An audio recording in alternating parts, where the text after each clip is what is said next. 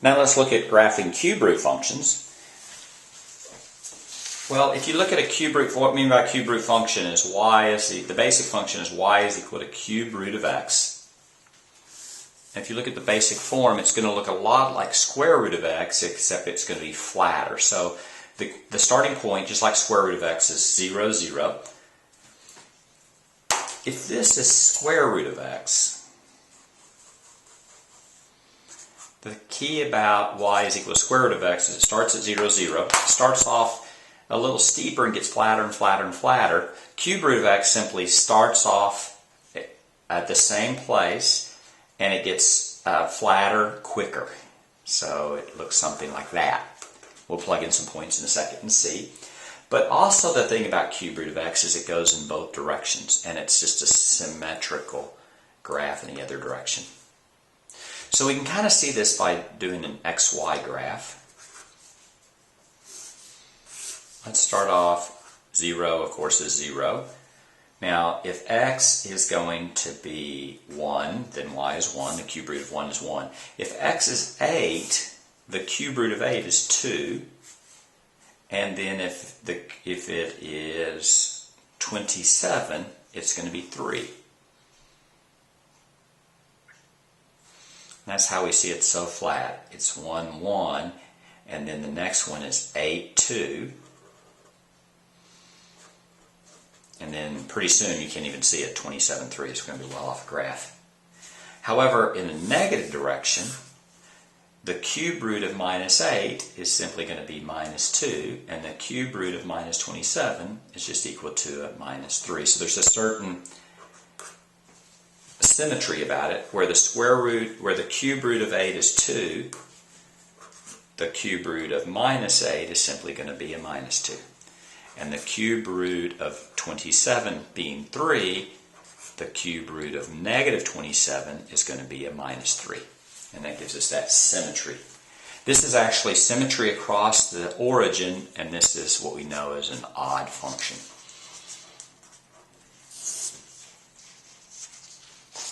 So let's look at an example. Let's graph y is equal to cube root x plus 5 plus 7.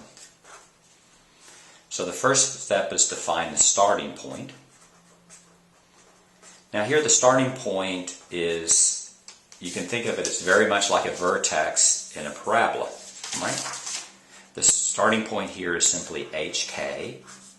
In this case, the starting point is going to be a minus 5 and a positive 7. The second step is we're going to ask, does it flip? Well, it flips if a is a negative. If there's a negative in front of the root sign, it doesn't, so this doesn't flip, so no flip. I'll do a flip problem in just a second. And then third step is you're going to do a table of values. And the way, since it goes in both directions, you're going to do a table of values where you put the starting point in the middle. So let's put a minus 5 and 7 in the middle. And then you can choose one number that's more positive and one number that's more negative. And here, if you want to, you can choose a number so that you don't get a decimal. But if it doesn't matter, you can choose any number you want to, and if it's a decimal, just use a calculator.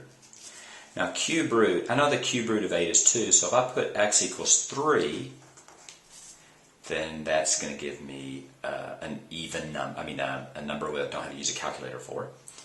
Now let's see what other number. I want to choose one x that's bigger than the starting point and one that's more negative. So from minus 5 to 3 is going to be a total of 8. So then I want to go back 8.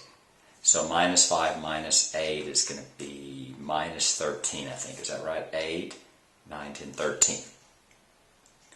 And there's going to be a certain symmetry. These are not going to be the same number, but there's going to be a certain symmetry there. You don't have to use that symmetry, but it helps.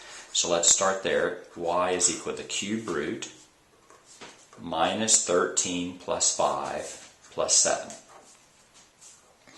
That's equal to the cube root of, that's going to be cube root of minus 8 plus 7. I'm always using my PEMDAS rules, so I do what's inside the parentheses or the square root or cube root works like parentheses. Then I'm going to do the cube root itself. The roots are like exponents. That's going to be a minus 2 plus 7. Minus 2 plus 7 is going to be a 5. Now I'm going to plug x equals 3. So I get y is equal to the cube root of 3 plus 5 plus 7, which is the cube root of 8 plus 7. The cube root of 8 is simply 2, so that's 2 plus 7, or 9. Now I have the starting point, and I have 2 other points, and I know the general shape, and that's going to be enough to draw the graph. So let's go ahead and draw the graph.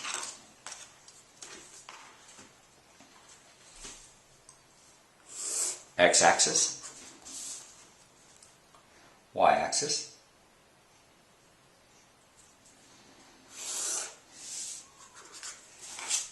my first point, I'm going to do the starting point first, so that's minus 5, 7. 1, 2, 3, 4, 5. 1, 2, 3, 4, 5, 6, 7. Minus 5, 7 is going to be right there. Then I'm going to do minus 13 and 5. 1, 2, 3, 4, 5, 6, 7, 8, 9, 10, 11, 12, 13. That's a minus 13 there. And a 5, 1, 2, 3, 4, 5 is going to be right there. And then the other point I'm going to choose is 3 and 9. 1, 2, 3. 1, 2, 3, 4, 5, 6, 7, 8, 9. That's going to be right there. Now I know this is the starting point, so I know what happens is that this is going to start off kind of steep and get very, very flat going through this point. So it's roughly going to look like this. And then there's going to be, and sometimes what people do is just draw a little dotted lines here to kind of give them a sense of what it looks like. If you don't like that, you can do it in pencil and then erase it. This is going to start off kind of steep and get flat pretty quick. And that's going to be the graph of y is equal to cube root x plus 5 plus 7. And that's how you graph it. Let's talk about what if we would do if a was negative real quick. But that's the basic idea of how to graph this. Let's say that it was y is equal to minus 1/2 cube root x plus 1 plus 4. The starting point here, it would be a negative 1 and a positive 4, right? Because you look at the h and the k. The h changes signs and the k doesn't, so that's a minus 1 and a positive 4. Now this one flips, and the reason you know it flips is because you have a negative here. So basically what this graph is going to look like is you get minus 1 and a positive 4. There's minus 1 positive 4 right there. Cube root looks like this. So a negative cube root, this flips here across the x-axis and this flips here. So basically what this is going to look like is this is going to look like that and like that. It's not real critical that you know it flips because you can always do a table of values, x and y. Put the minus 1, 4 here.